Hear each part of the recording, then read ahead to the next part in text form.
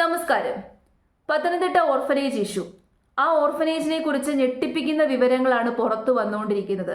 സത്യം പറയാലോ, അത് കേട്ടിട്ട് സങ്കടം വരുവാണ്. ഇങ്ങനെയൊക്കെ നമ്മുടെ നാട്ടിൽ ഇപ്പോഴും നടക്കുന്നുണ്ടല്ലോ. ഓർഫനേജുകളുടെ മറവില് ചാരിറ്റി തട്ടിപ്പ്, അങ്ങനെ എന്തൊക്കെ വൃത്തികേടുകളാണ് നടന്നുകൊണ്ടിരിക്കുന്നത്. ആ ഓർഫനേജിൽ കുട്ടികളെയും മുതിർന്നവരെയും ഒക്കെ കൊണ്ടിട്ട് ബുദ്ധിമുട്ടിച്ചുകൊണ്ടിരിക്കുകയാണ്, കഷ്ടപ്പെടുത്തിക്കൊണ്ടിരിക്കുകയാണ്.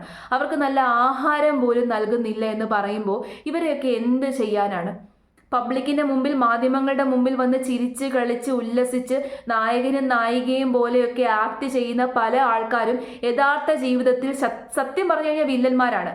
ഏറ്റവും വലിയ ക്രൂരരായിട്ടുള്ള വില്ലനും വില്ലത്തിയുമാണ് യഥാർത്ഥ ജീവിതത്തിൽ. അവരോടൊന്നും തന്നെ നമുക്ക് ഫൈറ്റ് ചെയ്യാൻ പറ്റത്തില്ല. ഇങ്ങനെ വാക്കുകൾ കൊണ്ട് സംസാരിക്കാൻ മാത്രമേ നമുക്ക് പറ്റുന്നുള്ളൂ. എനിക്ക് അങ്ങനെ പറ്റുന്നുള്ളൂ. വാക്കുകൾ കൊണ്ട് സംസാരിക്കുമ്പോൾ നമ്മളെ സൈലന്റ് ആക്കാൻ വേണ്ടി പല പരിപാടിയും അവർ കാണിക്കും. പക്ഷെ വിമർശിക്കാതെ ഇരിക്കാൻ പറ്റില്ലല്ലോ. നമുക്ക് വാക്കുകൾ കൊണ്ടെങ്കിലും പ്രതികരിക്കണ്ടേ? അങ്ങനെ പോലും പ്രതികരിക്കാൻ പറ്റിയില്ല എന്നുണ്ടെങ്കിൽ ഈ സമൂഹം എവിടെ പോയി നിൽക്കും? നിങ്ങളൊന്ന് ആലോചിച്ച് നോക്കിക്കേ.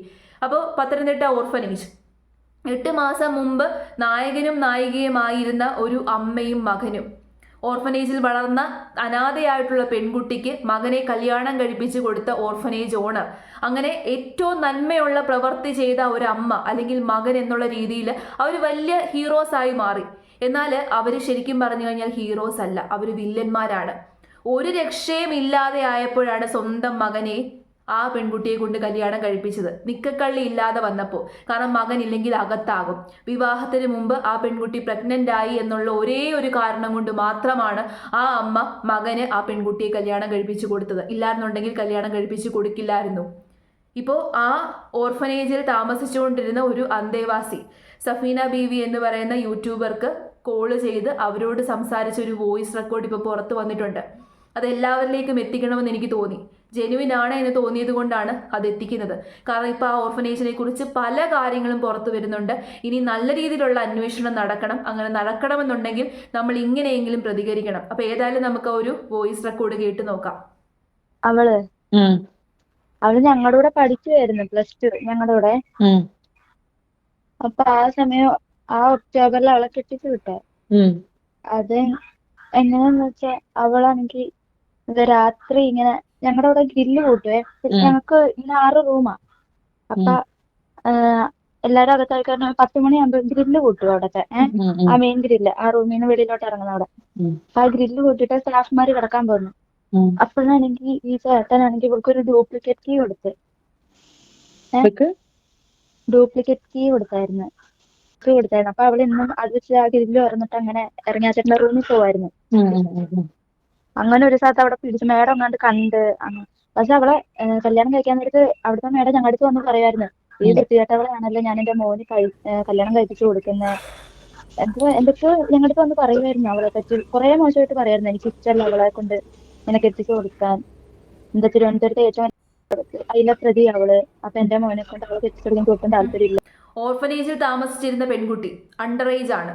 ആ പെൺകുട്ടിയും ഓർഫനേജിന്റെ ഡയറക്ടറിന്റെ മകനും രഹസ്യമായിട്ട് കൂടിക്കാഴ്ച നടത്തുന്നു. ഇതൊന്നും ആ ഓർഫനേജ് നടത്തിപ്പുകാരും തന്നെ അറിഞ്ഞില്ല, ഡയറക്ടറും അറിഞ്ഞില്ല. ഒന്ന് ആലോചിച്ചേ. അപ്പൊ ആ ഒരു ഓർഫനേജിൽ എന്തു സുരക്ഷിതത്വമാണുള്ളത്? പുറത്തുനിന്ന് പോലും പല ആണുങ്ങൾക്കും അതിനകത്ത് കയറാമെന്നല്ലേ ഇതിലൂടെ അർത്ഥമാക്കുന്നത്. അപ്പോൾ അത്രയും സുരക്ഷിതത്വം ഇല്ലാത്തൊരു അന്തരീക്ഷത്തിലാണ് അവിടുത്തെ കുട്ടികൾ താമസിക്കുന്നത്, അവിടുത്തെ അമ്മമാര് താമസിക്കുന്നത്. അവരെ കിടന്ന് കഷ്ടപ്പെടുത്തുകയാണെന്നാണ് പറയുന്നത്. അവർക്ക് നല്ല ഭക്ഷണം കൊടുക്കുന്നില്ല, ആഹാരം ഒന്നും കൊടുക്കുന്നില്ല. അവർക്ക് ഓരോ വ്യക്തികൾക്കും അനുസരിച്ചിട്ടാണ് അവിടെ ഫണ്ട് കൊടുത്തുകൊണ്ടിരിക്കുന്നത്. ഫണ്ട് വരുന്നത് ഓരോ വ്യക്തിക്കും അനുസരിച്ചിട്ടാണ്. 40 പേരുണ്ടെങ്കിൽ 40 പേർക്കും ഇത്ര എമൗണ്ട് എന്നുള്ള രീതിയിലായിരിക്കും ആ ഓർഫനേജിലേക്ക് ഫണ്ട് വരുന്നത്. അപ്പോൾ അവർക്ക് വേണ്ട കാര്യങ്ങളൊന്നും പ്രൊവൈഡ് ചെയ്തില്ല എന്നുണ്ടെങ്കിൽ ഒന്ന് ആലോചിച്ച് നോക്കിക്കേ. ഒട്ടും ഇഷ്ടമില്ലാതെയാണത്രേ ആ പെൺകുട്ടിയെ സ്വന്തം മകന് കല്യാണം കഴിപ്പിച്ചു കൊടുത്തത്. കാരണം അണ്ടർ ഏജ് ആയിട്ടുള്ള ഒരു പെൺകുട്ടി പ്രഗ്നന്റ് ആയി എന്ന് അറിഞ്ഞു കഴിയുമ്പോൾ മകൻ അകത്ത് കിടക്കും. പണിയാകുമെന്ന് മനസ്സിലാക്കിയപ്പോൾ വേറെ വഴിയില്ലാതെ, ഇഷ്ടമില്ലാതെ കല്യാണം കഴിപ്പിച്ചു കൊടുത്തു. എന്നാൽ നമ്മളുടെ മുമ്പിൽ വന്ന് ഇന്റർവ്യൂസിൽ വന്നിരിക്കുന്ന സമയത്ത് എങ്ങനെയാണ് അവർ വന്നിരിക്കുന്നത്?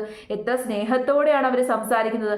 ആ സ്നേഹവും വാത്സല്യവും കരുതലും കാണുമ്പോൾ എത്ര നല്ല സ്നേഹമുള്ള അമ്മായിയമ്മ, എത്ര നല്ലൊരു മകൻ, ഇങ്ങനെയല്ലേ നമുക്ക് തോന്നത്തുള്ളൂ. പക്ഷെ അതൊക്കെ വെറും കപടതയാണെന്ന് ഇപ്പൊ മനസ്സിലായില്ലേ?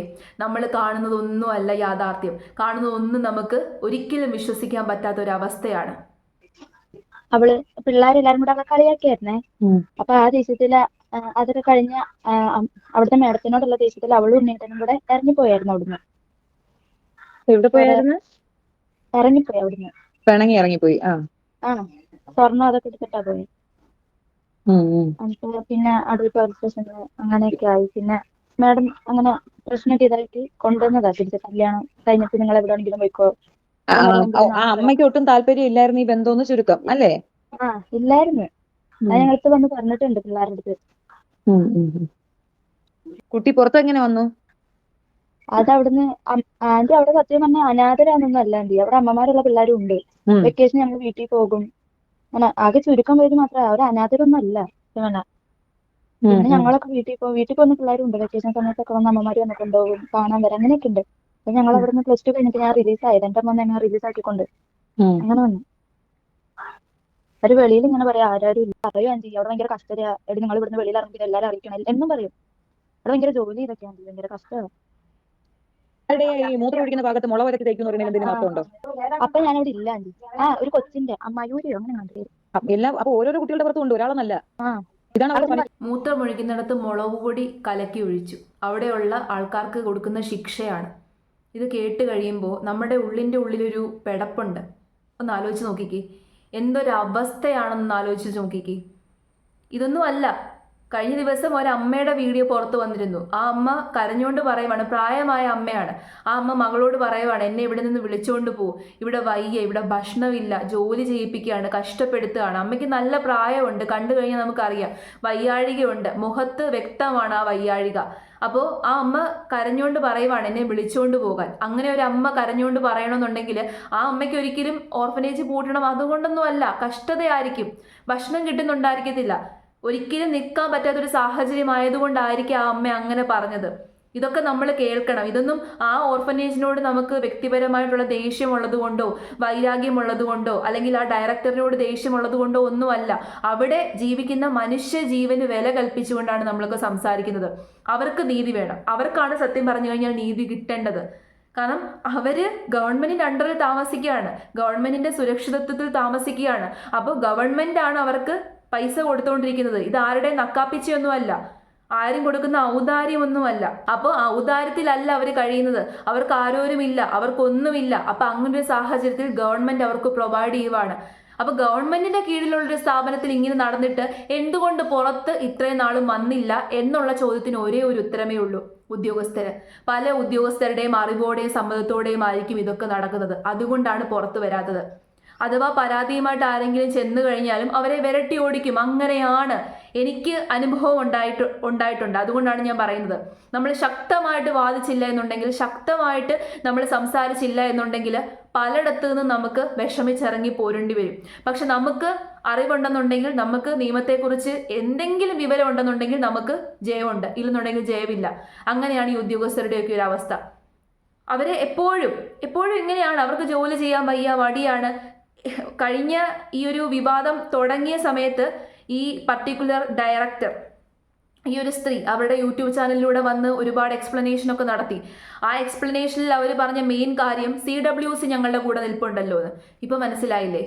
CWCയുടെ ചെയർമാൻ പോലും ഇതുപോലെ പരാതിയുമായിട്ട് ചെന്നപ്പോൾ ആട്ടി ഓടിച്ചത്രേ. അപ്പൊ ആരുടെ അടുത്തു നിന്നാണ് അവർക്ക് നീതി കിട്ടേണ്ടത്? ഗവൺമെന്റിന്റെ അടുത്തു നിന്നാണ് അവർക്ക് നീതി കിട്ടേണ്ടത്, ഉദ്യോഗസ്ഥന്മാരുടെ അടുത്തു നിന്നാണ് നീതി കിട്ടേണ്ടത്. ഇങ്ങനെ ഒരു ഓർഫനേജ് പ്രവർത്തിക്കുമ്പോൾ അത് നല്ല രീതിയിലാണോ പോകുന്നത്, അവിടെയുള്ള അന്തേവാസികൾ സുഖമായിട്ടാണോ ജീവിക്കുന്നത് എന്ന് ഓരോ ആഴ്ചയും പരിശോധിച്ചിരിക്കണം, ഓരോ മാസവും പരിശോധിച്ചിരിക്കണം. ഇതൊന്നും നടക്കുന്നില്ല. പിന്നെ എങ്ങനെയാണ്? ഇതുപോലുള്ള വൃത്തികേടുകൾ പലയിടത്തും ഇങ്ങനെ കാണുന്നുണ്ട്. ഇപ്പൊ പത്തനംതിട്ടയുടെ അവസ്ഥ മാത്രമല്ല, കേരളത്തിൽ അങ്ങോളം ഇങ്ങോളം ധാരാളം വൃദ്ധസദനങ്ങളുണ്ട്, ഓർഫനേജുകളുണ്ട്. അവിടെയൊക്കെ പരിശോധന നടത്തിയിരിക്കണം. അപ്പൊ ഇത്രയൊക്കെ വിവരങ്ങൾ പുറത്തു വരുമ്പോൾ എന്താണ് ചെയ്യേണ്ടതെന്ന് വെച്ച് കഴിഞ്ഞാൽ, നേരെ പോയി അന്വേഷിക്കുക. ഏതെങ്കിലും നല്ല ഉദ്യോഗസ്ഥന്മാർ അവിടേക്ക് പോവുക. അവരെല്ലാവരും ഓക്കെ ആയിട്ടാണോ ഇപ്പൊ ഇരിക്കുന്നത്, എല്ലാ കാര്യവും അന്വേഷിക്കുക. അവിടെ നിന്ന് അവരെ എല്ലാവരെയും പുറത്തു കൊണ്ടുവന്നതിന് ശേഷം അവിടെ താമസിക്കുന്ന കുട്ടികളുടെയും സ്ത്രീകളുടെയും എല്ലാ അന്തേവാസികളുടെയും മൊഴിയെടുക്കുക. അവർ പറയുന്നത് എന്താണ് എന്ന് കേൾക്കുക. അവര് ഇതേ കാര്യം തന്നെയാണ് പറയുന്നത് എന്നുണ്ടെങ്കിൽ ആ ഓർഫനേജിന്റെ പിന്നിൽ പ്രവർത്തിക്കുന്ന എല്ലാവർക്കും എതിരെ ശക്തമായിട്ടുള്ള നടപടി എടുക്കണം. പിന്നെ എന്താ, ഈ 10 രൂപയുടെ സോപ്പാട്ടോ അവിടെ കൊടുക്കുന്നേ. 10 രൂപയുടെ സോപ്പ്, അതും നടുക്കുന്ന മുറിച്ച് 2 പേർക്ക് വെച്ച്. അങ്ങനെ ആ ചെറിയ സോപ്പ്, അത് 15 ദിവസം ഉപയോഗിക്കണം, 2 പേര് മുറിച്ച് ഉപയോഗിക്കണം. ഭയങ്കര ദാരിദ്ര്യമല്ല ആന്റി. അവർക്ക് അത്രയും പൈസ കിട്ടുന്നുണ്ടെങ്കിൽ അവർ ഞങ്ങൾക്ക് ഒന്നും ചെയ്തു തരുന്നില്ല ആന്റി. അതിൽ 1 രൂപയുടെ ഷാമ്പു 2 പേര് അത് പാതി പാതി എടുക്കണം. എങ്ങനെയാ അതൊക്കെ അങ്ങനെ ചെയ്യുന്നത്? അതും കൂടെ ഫുഡിന്റെ കാര്യമാണ്. ഫുഡാണെങ്കിൽ മര്യാദയ്ക്ക് പോലും കിട്ടുന്നില്ല ആന്റി. അത്രയും പൈസ കിട്ടണമെങ്കിൽ അവർ അവരുടെ കാര്യം മാത്രമേ നോക്കുന്നുള്ളൂ. പിള്ളേരുടെ ഒരു കാര്യം നോക്കത്തില്ല. അത് പറഞ്ഞത് ശരിയാ. ഈ ഇന്റർവ്യൂ അങ്ങനെയൊക്കെ വരുമ്പോ പിള്ളേരുടെ അടുത്ത് അവിടെയൊക്കെ ഫുള്ള് നീറ്റാക്കും. അപ്പൊ ഞങ്ങൾ എന്തെങ്കിലും ആരോടെങ്കിലും പറയാതിരിക്കാൻ വേണ്ടി അവരാണെങ്കിൽ വന്ന് ഇങ്ങനെ നോക്ക് എന്തെങ്കിലും പറയുന്നുണ്ട്. ഗസ്റ്റ് വന്നാൽ തന്നെ ഞങ്ങൾ സംസാരിക്കുമ്പോൾ നോക്ക് എന്തെങ്കിലും പറയുന്നുണ്ട്. ഞങ്ങൾ സ്കൂളിലെ ടീച്ചർമാരോടൊക്കെ ഇത് പറഞ്ഞിട്ടുണ്ട്. ടീച്ചർമാരൊക്കെ കണ്ടിട്ട് കരഞ്ഞിട്ടുണ്ട് ഞങ്ങളുടെ അവസ്ഥ കേട്ട്. ടീച്ചർമാർ 10 രൂപയുടെ സോപ്പ് 10 രൂപയുടെ സോപ്പ് 2ആയിട്ട് മുറിച്ച് 15 ദിവസം ഉപയോഗിക്കാൻ വേണ്ടിയിട്ട് കൊടുക്കും ഒരാൾക്ക്. 1 രൂപയുടെ ഷാമ്പുവിൻ്റെ സാക്ഷ്യം ഉണ്ടല്ലോ, ആ സാക്ഷ്യ പാക്കറ്റ് കൊണ്ട് ഒരാൾക്ക് പോലും യൂസ് ചെയ്യാൻ പറ്റത്തില്ല. അത് 2 പേരും കൂടി ഉപയോഗിക്കണം. എന്തൊരു കഷ്ടമാണ്. ഇതിന് മാത്രം ദാരിദ്ര്യമാണോ? പക്ഷേ ഈ ഡയറക്ടറിന് അത്രയൊന്നും ദാരിദ്ര്യം കാണുന്നില്ല. ഡയറക്ടർ വീട് വെച്ചു, 2 വീടുണ്ട്, ഡയറക്ടർക്ക് കാറുണ്ട്, ഡയറക്ടർക്ക് എല്ലാവിധ സുഖ സൗകര്യങ്ങളും ഉണ്ട്. പക്ഷെ അവിടെയുള്ള അന്തേവാസികൾക്ക് ഒരു സുഖവുമില്ല, സൗകര്യവുമില്ല. ഭക്ഷണം പോലും നേരെ ചൊവ്വേ കിട്ടുന്നില്ല എന്ന് പറയുമ്പോൾ അവിടെ നരകിച്ച് ജീവിക്കുകയാണ് മനുഷ്യ ജീവനുകൾ. നമ്മളിവിടെ വളരെ സന്തോഷത്തോടു കൂടിയിട്ടിരിക്കുന്ന സമയത്ത് കുറച്ച് മനുഷ്യജീവനുകൾ നമ്മളുടെ ചുറ്റുവട്ടത്ത് ഇങ്ങനെ നരകിച്ച് ജീവിക്കുന്നുണ്ട്. അത് അറിയുമ്പോൾ നമ്മളുടെ ഉള്ളിലുണ്ടാകുന്നൊരു വേദന നിങ്ങളൊന്ന് ആലോചിച്ച് നോക്കിക്കേ. നമ്മളെല്ലാവരും ഇതിനെതിരെ പ്രതികരിക്കണ്ടേ? ഓരോ വ്യക്തികൾക്കും പറ്റുന്ന രീതിയിൽ പ്രതികരിക്കുക. പ്രതികരണം കൂടി ഇല്ല എന്നുണ്ടെങ്കിൽ പിന്നെ ഈ നാട് നശിച്ചു പോകും. അതാണ് യാഥാർത്ഥ്യം. എല്ലാവരും റിയാക്ഷൻ യൂട്യൂബേഴ്സിനെ കുറ്റപ്പെടുത്തുന്നുണ്ട്. പക്ഷെ റിയാക്ഷൻ യൂട്യൂബേഴ്സ് ചെയ്യുന്നത് ഒരു രീതിയിൽ പറഞ്ഞു കഴിഞ്ഞാൽ നല്ല കാര്യം തന്നെയാണ്. ഞങ്ങൾക്കും വ്യൂസിന് വേണ്ടിയിട്ടാണെങ്കിലും പണത്തിന് വേണ്ടിയിട്ടാണെന്നുണ്ടെങ്കിലും ഇങ്ങനെ കുറച്ച് പേര് റിയാക്ട് ചെയ്യാനുള്ളത് സത്യം പറഞ്ഞു കഴിഞ്ഞാൽ നല്ലതല്ലേ? കാരണം ആരെങ്കിലും ഒരാൾ തെറ്റ് ചെയ്ത് എന്തെങ്കിലും വൃത്തികേടായിട്ട് പബ്ലിക് പ്ലാറ്റ്ഫോമിൽ അപ്ലോഡ് ചെയ്യുമ്പോൾ അവർ ആലോചിക്കും, റിയാക്ഷൻ വീഡിയോസുകാർ ഇപ്പോൾ എടുത്ത് തന്നെ ട്രോളുമല്ലോ. അങ്ങനെ ചിന്തിച്ചെങ്കിലും അങ്ങനെ വിചാരിച്ചെങ്കിലും അവർ തെറ്റ് ചെയ്യാതെ ഇരിക്കും. കുറച്ചെങ്കിലും എന്തെങ്കിലുമൊക്കെ ഒരു ചലനം സമൂഹത്തിൽ സൃഷ്ടിക്കാൻ കഴിഞ്ഞിട്ടുണ്ടെന്നുണ്ടെങ്കിൽ അത് വലിയൊരു കാര്യം തന്നെയാണ്. അത് റിയാക്ഷൻ ചാനലുകാർ ചെയ്യുന്ന വലിയൊരു കാര്യം തന്നെയാണ്. എല്ലാവർക്കും അത് കേൾക്കുമ്പോൾ വലിയ പുച്ഛമാണ്. പക്ഷെ ഇത്തരം കാര്യങ്ങളിൽ ഒന്നിച്ച് ഞങ്ങളെയും കൊണ്ട് വോയിസ് ഉയർത്താൻ പറ്റുന്നുണ്ട്.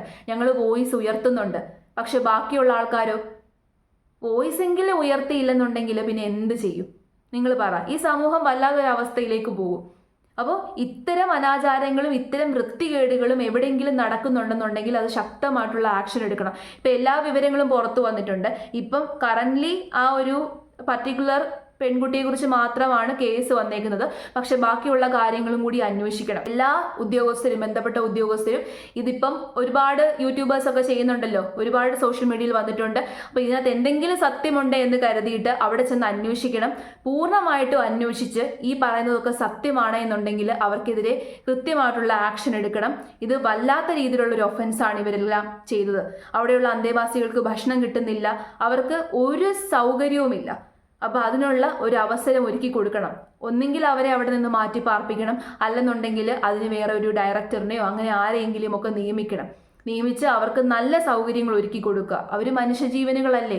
അവർക്ക് വേറെ ഒന്നും ഇല്ലാത്തത് കൊണ്ടും അവർക്ക് ഭക്ഷണം കഴിക്കാനില്ലാത്തത് കൊണ്ടും പഠിക്കാൻ സാഹചര്യം ഒന്നും ഇല്ലാത്തത് കൊണ്ടാണ് അവിടെ വന്ന് നിൽക്കുന്നത്. അതുകൊണ്ടാണ് ഗതികെട്ട് നിൽക്കുന്നത്. അപ്പോൾ ആ ഗതികേടെങ്കിലും ഓർത്ത് അവരെ സഹായിക്കുക.